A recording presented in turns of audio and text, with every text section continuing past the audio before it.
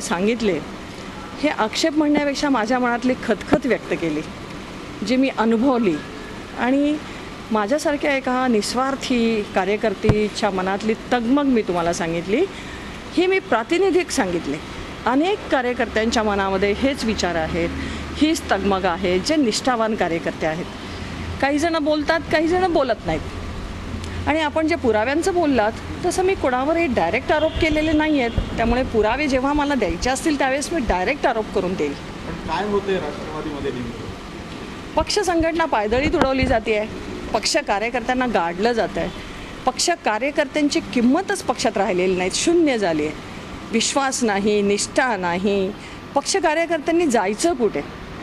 आज जे म्हणाल तुम्ही पक्ष कार्यकर्ते आहेत, नाही, आज जे आहेत हे दलाल आहेत. दलालांनी राष्ट्रवादी पक्षाची बदनामी केली, राष्ट्रवादी पक्षाचं वाटोळं केलं असं माझा दावा आहे. पण महिलांचा अनादर होतो असं तुम्ही म्हणालात. काय नेमक्या कशी त्यांना वागणूक देऊन जाते? महिलांची मानहानी करणं, चारित्र्याबद्दल बोलणं. म्हणून मी एक प्रश्न विचारला की चारित्र्य हे फक्त स्त्रियांनाच आहे का? पुरुषांना चारित्र्य नाही? आणि जे चारित्र्याबद्दल बोलतात त्यांनी स्वतःचं चारित्र्य तपासून बघावं. मी सांगितलं यांच्या चारित्र्याबद्दल जर बोलायला लागलं तर अनेक प्रेस कॉन्फरन्स कमी पडतील. अशा लोकांना काय अधिकार आहे एखाद्या स्त्रीच्या चारित्र्याबद्दल बोलून मानहानी करण्याचं?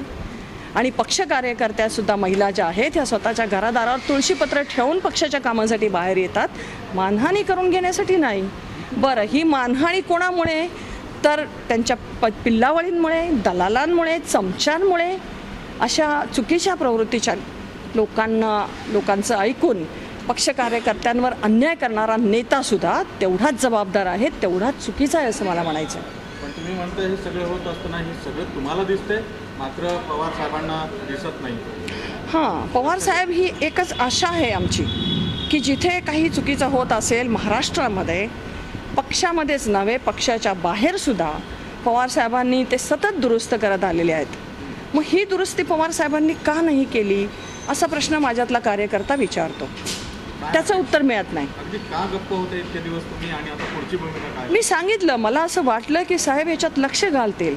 अनेक लोकांकडनं साहेबांपर्यंत ह्या सगळ्या गोष्टी अनेक वेळा गेलेल्या आहेत. काही पत्रकारांनी, काही मीडियाच्या प्रतिनिधींनी सुद्धा साहेबांच्या कानावर ही वस्तुस्थिती घातलेली आहे. अशा वेळेस अपेक्षित होतं की काहीतरी सुधारणा होईल, काहीतरी चेंज होईल.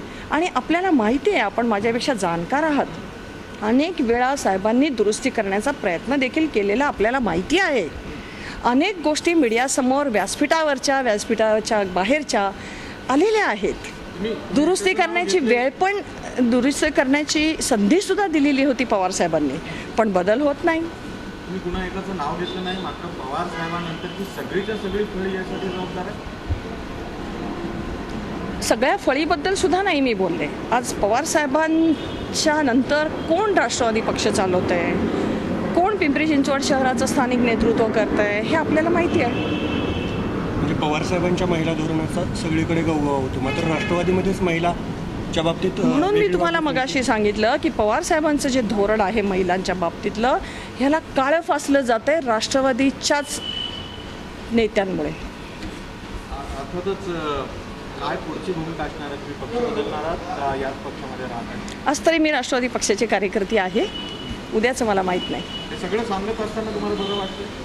काय नाही, बरं नाही वाटत आहे. मला खूप दुःख होतं आहे, प्रचंड दुःख होतं आहे. कारण तुम्ही समजू शकता की 28 वर्षे एक निष्ठेने पवार साहेबांच्या बरोबर राहिल्यानंतर आज मला जे एक अपेक्षित मी केलेलं असेल किंवा अपेक्षा न करतासुद्धा माझं एक मूल्यमापन करून पक्षाने मला जेवढं द्यायला पाहिजे होतं तेवढं स्थानिक नेतृत्वाच्या अडथळ्यामुळे मला मिळालेलं नाही. अगदी एका पत्राचा उल्लेख केला, मजकूर तुम्ही सांगणारच नाही आहे. पण मी तुम्हाला असं सांगितलं की त्यांची जी एक मोडस ऑपरेंडी आहे, जी एक थेअरी आहे की त्यांनी काही बोलायचं नसेल त्यांना तर ते दुसऱ्याच्या खांद्यावर बंदूक ठेवून चालवतात. मला असं वाटतं माझ्या आजच्या प्रेसला उत्तर देताना नेते एक मिनिट नेते समोर येतील असं मला वाटत नाही. ते त्यांच्या बगलबच्च्यांना, दलालांना, पिल्लावळींना उत्तर द्यायला सांगतील.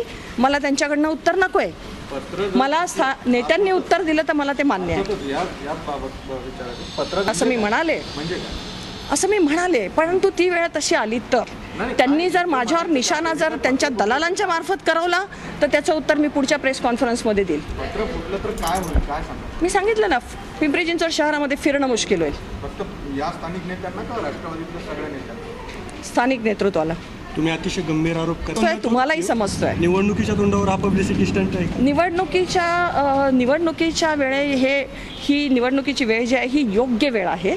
हा पब्लिसिटी स्टंट नाही, कारण पूर्ण शहराला माहिती आहे मी कधी यापूर्वी देखील पब्लिसिटी स्टंट केलेला नाही.